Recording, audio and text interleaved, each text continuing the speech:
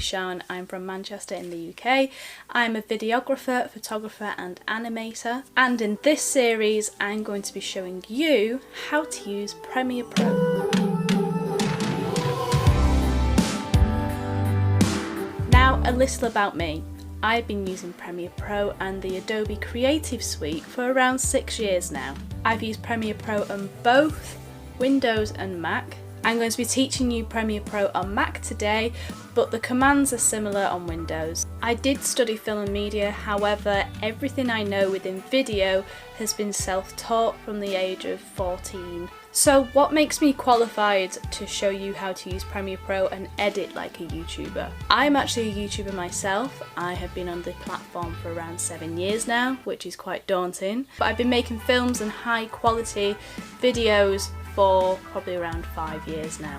I have amassed over 4 million lifetime views across my channel and gained over 25,000 subscribers. Within this series I'm going to be teaching you a few things and we're going to go all the way back to basics. Here is just a rough outline of what is included in this course. Because we all have a different understanding of Premiere Pro, you might be a complete beginner or you might be on a different level. Skip to a video which you feel like you get the most value out of.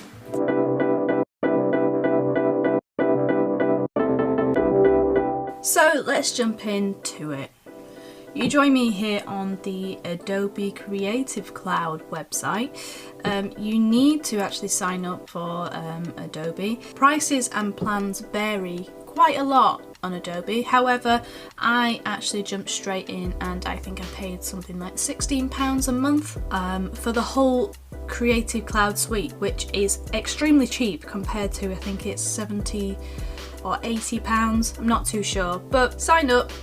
Get your account sorted, and then you need to download Creative Cloud onto your computer, which if you come up to the top right hand corner you will see a little cloud and you'll basically find the App Store but for Adobe programs.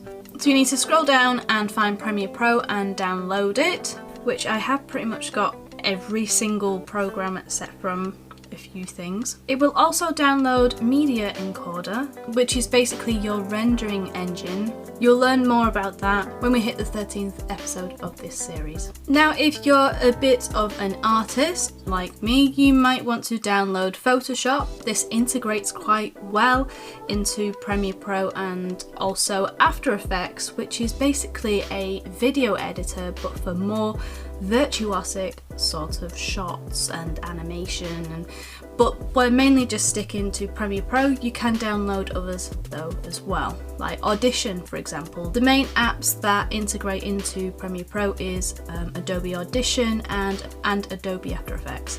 Once these are downloaded and installed, just go and open up Premiere Pro.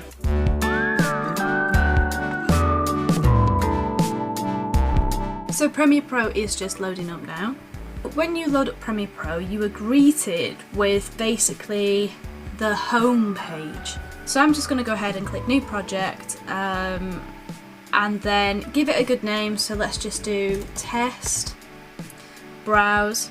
Now always be mindful where you're saving your actual Premiere Pro files. I prefer to save them onto a hard drive because the internal storage on MacBooks is terrible. So I'm just going to stick it in my personal folder. Choose.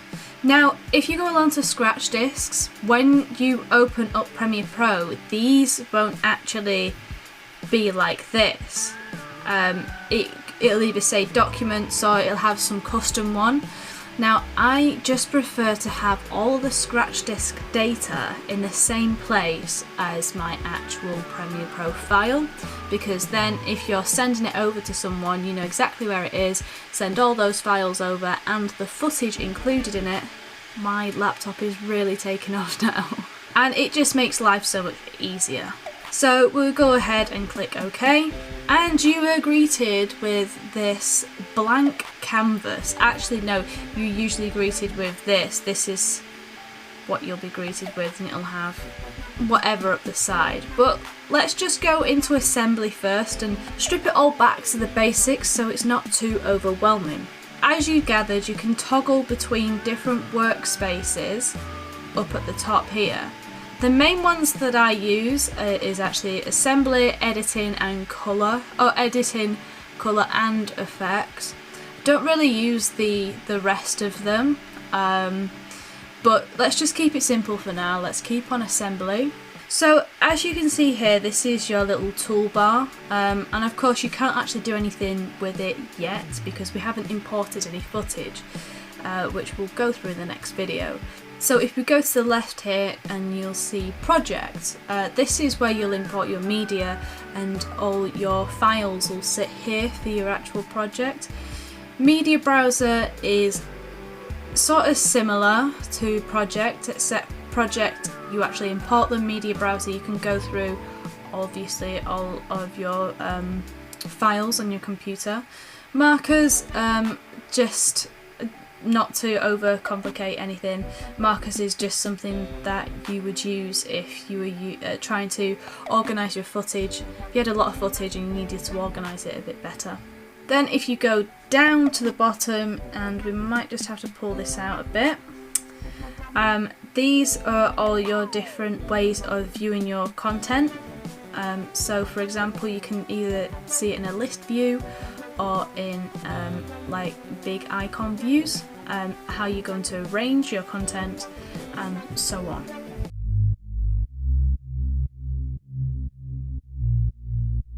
Okay, now that we actually have a saved file, an actual document, we can go ahead and import some footage. You can do this one of three ways. You can go File, Import, or you can double click in the project files, or you can do the shortcut of Control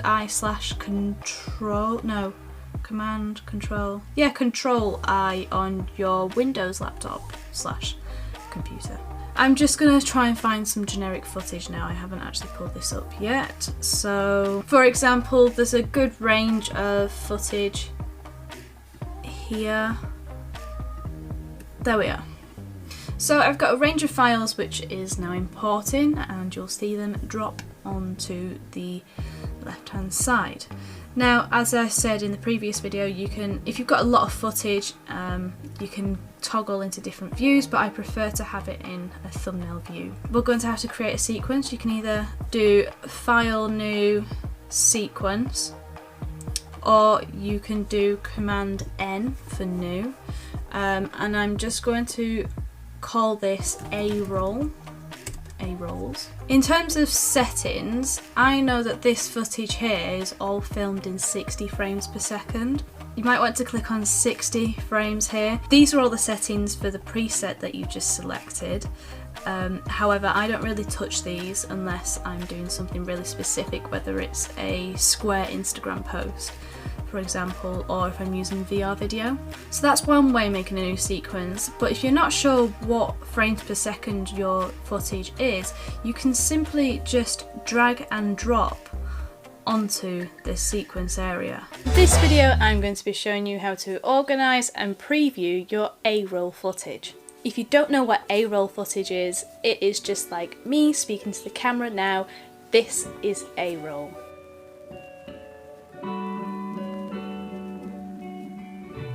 Because we're looking at BRoll in this video, I'm going to show you a way of looking through your BRoll and placing it into a sequence. It's just going to lay it all out, like when you do a jigsaw, you've got all your pieces laid out in front of you. This is what we're doing now, essentially. So there's two ways of looking through your footage. You can either drag and drop into the timeline, use this little toggle thing to zoom in here, and then if you hover over the white lines, you can drag to make the audio peaks a little bigger, and then use C on your keyboard just to cut up. I'm just going to mute that for now because it would be quite annoying if I'm scrubbing through footage. So I probably want to cut it around there. So from there, I just use the shortcuts on my keyboard, C and V. C is the cutting tool, like I think it's a razor blade actually, and then V goes back to normal where your cursor is. And then if you go right to the edge of the clip, you can essentially just drag it around, and then instead of moving each clip individually, you can just click in the white space, it'll highlight it, backspace and it moves your whole footage down. But I don't want that clip, so I'm just gonna get rid of it. Another way of doing this as well, quite loosely, is actually if you go back into your footage, you can double click on the clip and then you can actually watch it up at the top. Now how you're going to get this down to into your sequence is that you've got a highlight in and out. This only really works if you've got sort of short clips that you know you're just going to trim the ends off. So for example, I'm just going to click I for in, and then I want to come out here. So I've got that selected there, and I'm going to place it into the timeline by clicking comma, and it'll just appear into my timeline. And it's the same again if you want to add more footage, in, out, drop. But to do the more intricate way of editing, I simply just cut like so. I'm going to speed this up now.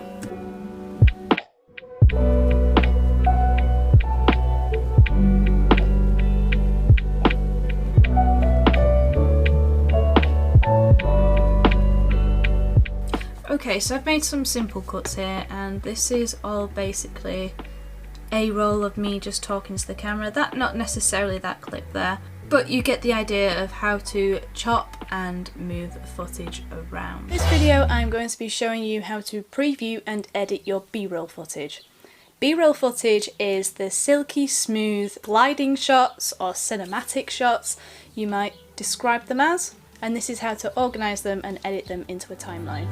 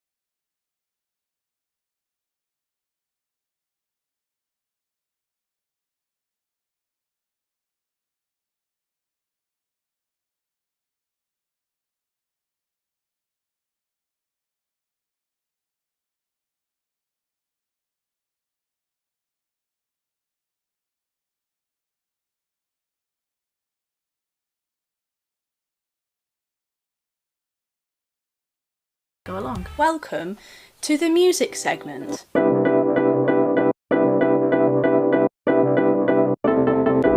Using a soundtrack or music in your video can take it to the next level. I'm going to go through 3 different options you can use to source your music for your YouTube videos.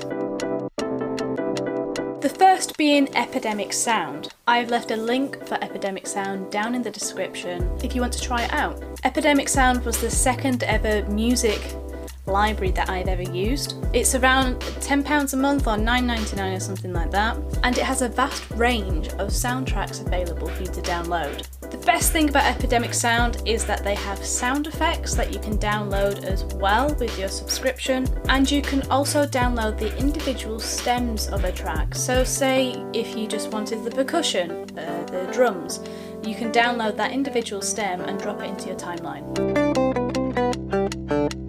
The next sound library that I use is MusicBed. MusicBed, I have to say, is my favourite out of Epidemic Sound and MusicBed. They have a much better range of sort of modern songs, which I like to use in my videos.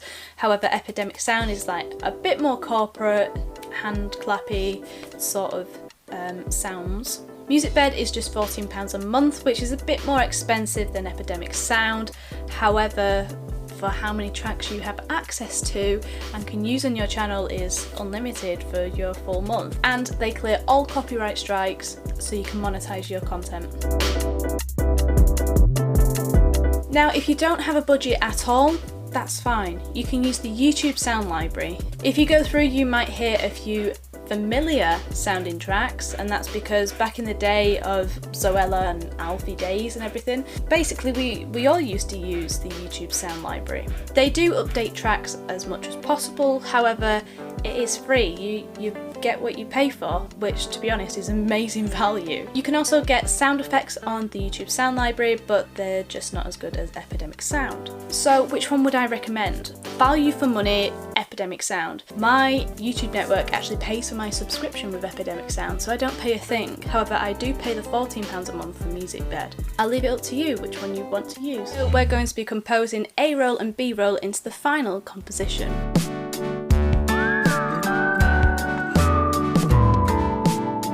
Once you have selected your sounds that you want to use in your composition, you can go ahead and import them.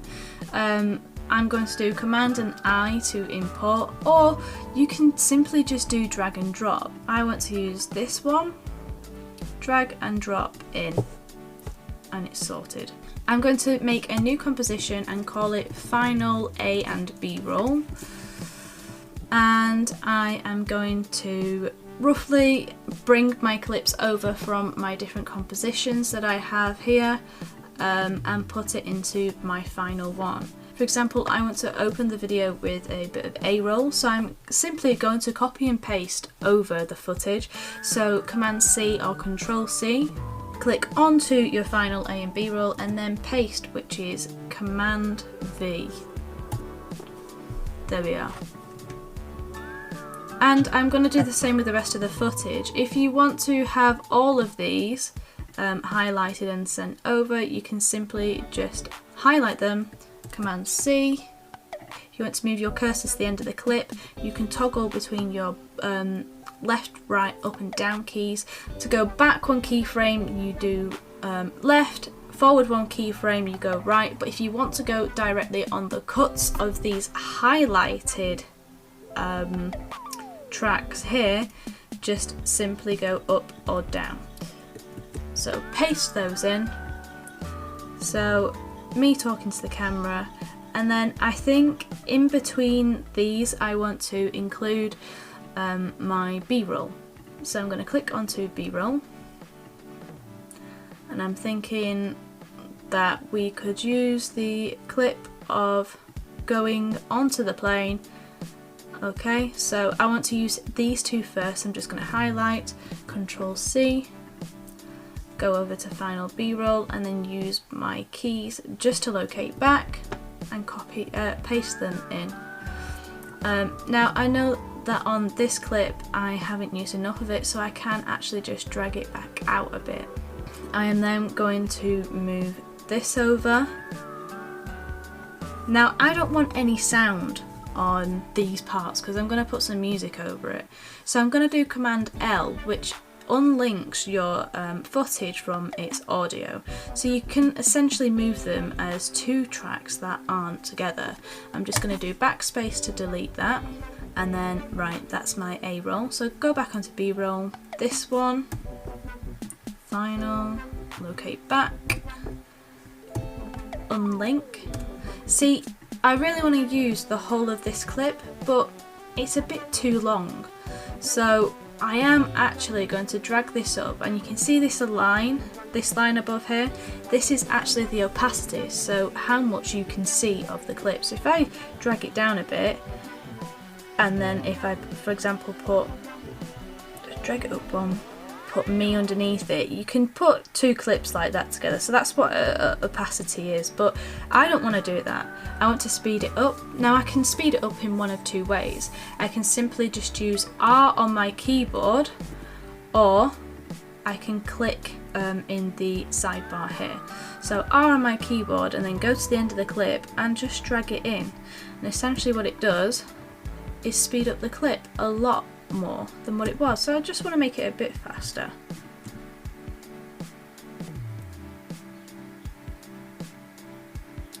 However, I am just going to stretch this back out again because there is another way of doing it. If you wanted to play it at 100% and then speed up slowly to 120 or 300% or whatever, you can right click or double click if you're on a Mac, go open clip keyframes, so that the line here, this is essentially what's showing now. So if you look opacity, that's turned on. We want to go in time remapping and then speed, and it just changes this line here essentially. And what I want to do is that when it gets here, I want to make it faster.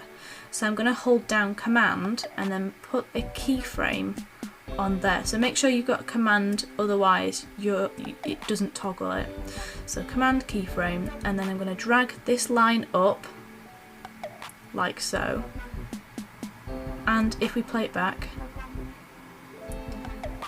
it suddenly goes fast. But I don't want it to suddenly go fast, I want it to eventually get faster. So I'm going to just move these lines and it creates that nice slope. So a gradual increase in speed, like so. That's how you do your speed changes if you filmed some sort of time lapse. Go into B-roll again, and oh, I like this sunrise shot. So copy, paste, and this bit is actually filmed on a GoPro anyway.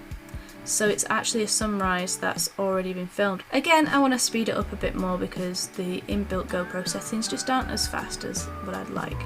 So there we are, the sun's getting brighter and brighter and brighter. Perfect, and I just want to cut it here actually. So I'm going to drag in the end, or I'm going to use C on the keyboard and cut it, select that and delete it. And then I am just going to do the same here. I'm going to unlink it, so Command L and then click on that. Click R on my keyboard and just speed it up a bit so it's not as boring to watch and it's faster, you know. Highlight it, click back.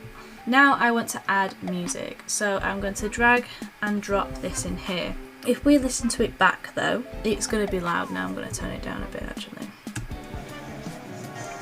The music's way too loud. Similar to the opacity line and the speed ramp line, this is actually how loud or quiet a track is. So you can drag it up and down, and I'm just going to find the right moment.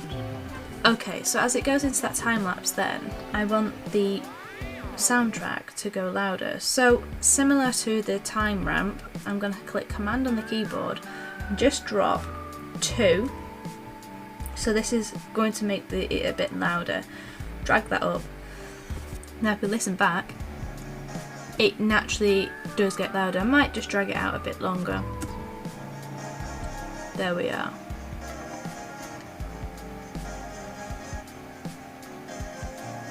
And now it's going to speed up. This soundtrack is actually from Music Bed.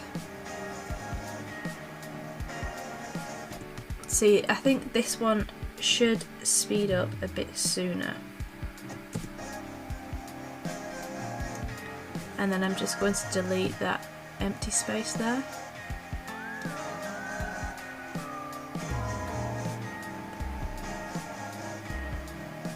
Okay, so we're going to go back into speaking territory again now. I'm going to make it quieter by clicking Command on my keyboard and then clicking on the line to create 2 little dots, drag it down. It's the same with this one, it's going to be quite abrupt, so I'm just going to create a little crescendo so it isn't as in your face, and I'm just going to drag it down a bit, it's a bit loud, and then have it fade out and fade that out at the end. So that is essentially my A and B roll edited together. I'm going to be showing you how to compose your footage together into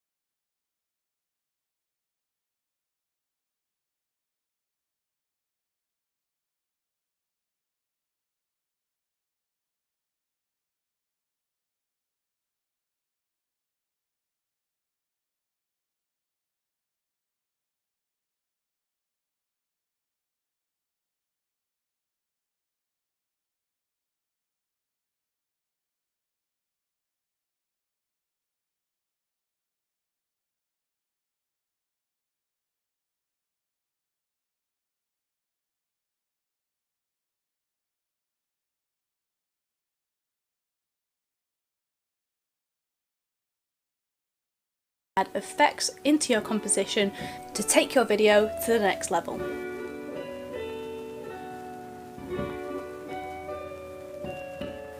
I'm going to talk you through the effects panel now, and if we go all the way up to the top and go along to effects, in these individual folders, you know, the different effects that you can use. There's presets that you can use, which I don't really use these presets at all, but video effects I do. Now, say I have a shot here that's really wobbly, but I know that it could be better. I'm going to use something called warp stabilizer, and this just stabilizes the actual shot. So what I did there is that I clicked on it, dragged and dropped, and put it on the selected clip that I would like it to stabilize.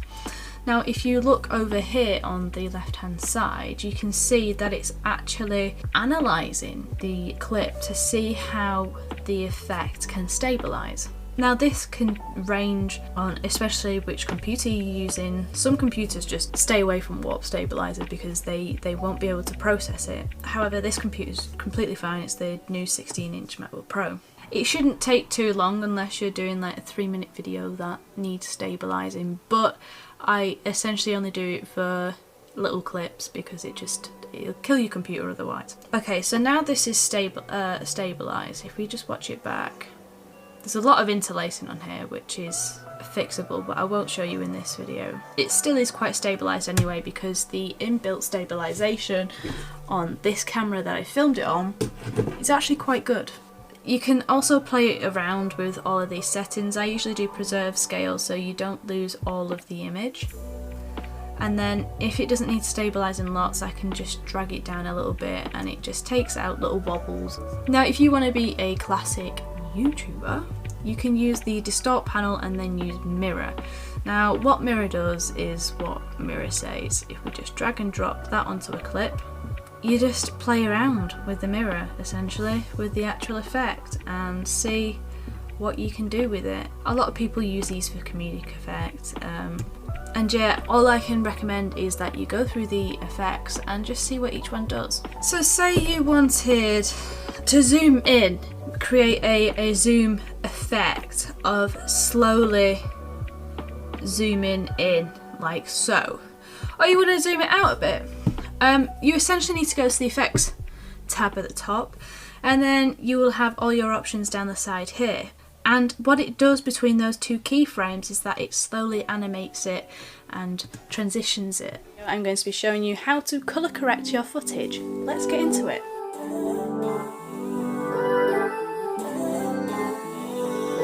Not every clip you capture on your camera or phone will be perfect, and this is why we have colour correction.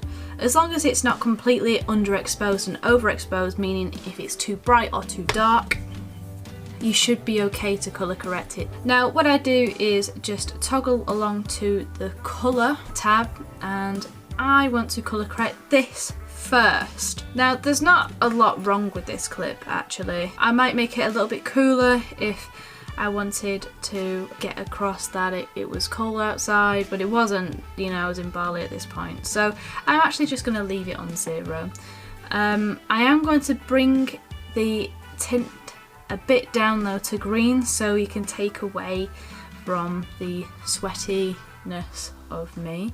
There's nothing in like magically overexposed or underexposed in this clip, so I'm just going to bring the whites up just to create a bit of contrast and then bring the blacks down.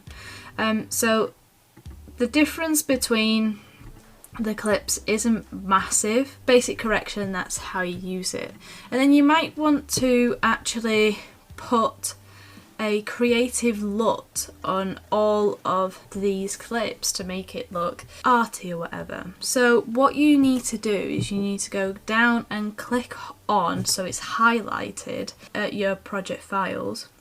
Click up to File, New, and then Adjustment Layer. And essentially why we use an adjustment layer is, number one, it just saves time, and it actually saves your processor as well for some reason, and I'm not too sure how.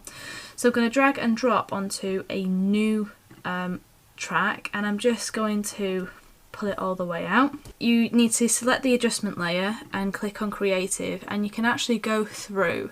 See, I have lots of third-party LUTs installed, ones that I've actually bought, but I know for a fact that these here are the ones that are inbuilt. So I'm going to click on the LUT. You can actually use the arrows to toggle through them, so that looks nice. So you just click on the middle of it. You can do one or two things to decrease the intensity. You can simply drag it up and down, but I like to leave this on 100%. And then adjustment layer, I like to come over here, just click the toggle animation off, and I like to reduce it down to, I don't know, 50% or whatever. Just reducing the opacity of the adjustment layer is how I prefer to do it, but you can do it either way. There's no right or wrong way of doing it. And yeah, that's how you basically apply fancy filters to showing you how to do everything around sound, changing the loudness / dynamics of a certain clip and making things flow smoothly into one another.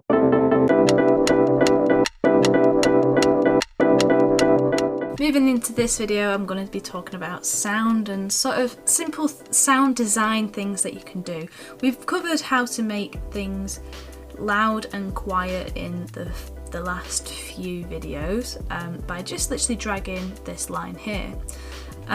However, if you've got, say, in the background of something and you've got something quite annoying and you want to just get rid of it, go into your effects tab, down here, and then into audio effects. This is where you can get fancy with all of your audio. So noise reduction, you can remove a click from a piece of audio. So say if you had something that, like your fire alarm battery needs changing and it's just in the background, annoying. Or a dehummer. So what I'm going to do is I'm just going to drag the dehummer onto my clip. That's how you drag and drop.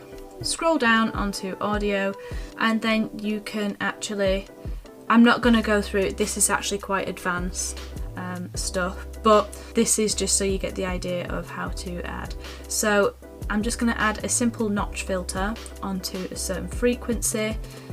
So if we actually just play, that is where the hum is, and basically it'll just get rid of the hum. That's how you add audio effects. I'm going to be showing you how to export your final edit ready to upload to YouTube.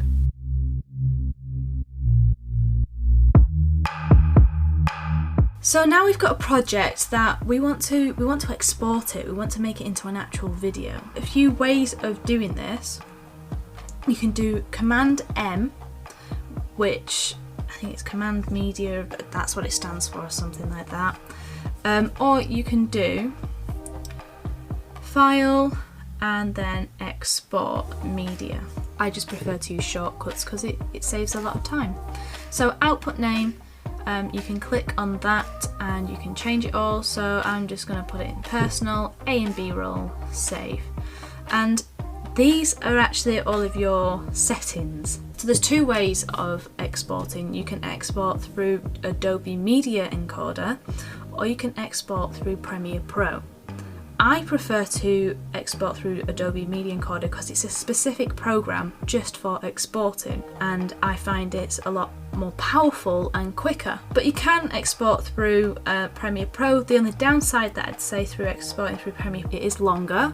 You do end up having bigger file sizes, and especially if you're uploading to YouTube, you sort of want smaller file sizes, otherwise YouTube is going to compress the hell out of that video and make it look awful. To export through Premiere Pro, if you didn't download Media Encoder, you should have downloaded anyway, you just literally click export after this. Oh, obviously you can add on YouTube 1080 and then export it with the preset which is specific for YouTube, which I'm not going to do.